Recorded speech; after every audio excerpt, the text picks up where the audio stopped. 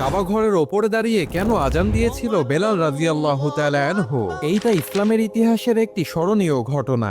মক্কাতে যখন নবী সাল্লাল্লাহু আলাইহি ওয়াসাল্লাম ও সাহাবীগণ প্রকাশ্যভাবে ইসলামের দাওয়াত দেওয়া শুরু করলো, তখন মুসলমানদের উপর অত্যাচার ও নির্যাতন শুরু হলো এবং নবী সাল্লাল্লাহু আলাইহি ওয়াসাল্লামকে হত্যার পরিকল্পনা করা হলো। সেজন্য তারা মক্কা থেকে মদিনাতে হিজরত করলো।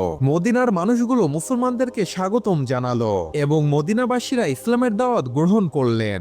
নবী সাল্লাল্লাহু আলাইহি ওয়াসাল্লাম মদিনাতে দীর্ঘ ৮ বছর কাটানোর পর যখন মুসলমানদের সংখ্যা বৃদ্ধি পেল, তখন নবী সাল্লাল্লাহু আলাইহি ওয়াসাল্লামের আদেশে সকল মুসলমানগণ মক্কার বিজয়ের উদ্দেশ্যে মদিনা থেকে মক্কার দিকে রওনা দিল। মুসলমানরা যখন মক্কার কাছাকাছি চলে আসলো, তখন মক্কাবাসীরা মুসলমানদের সংখ্যা দেখে ভয় পেয়ে গেল এবং মক্কাবাসীরা মুসলমানদের কাছে আত্মসমর্পণ করলেন। এইটা ইতিহাসের পাতায় এমন একটি বিজয় ছিল যেখানে বিনা রক্তপাতে বিজয় লাভ করা হয়েছিল।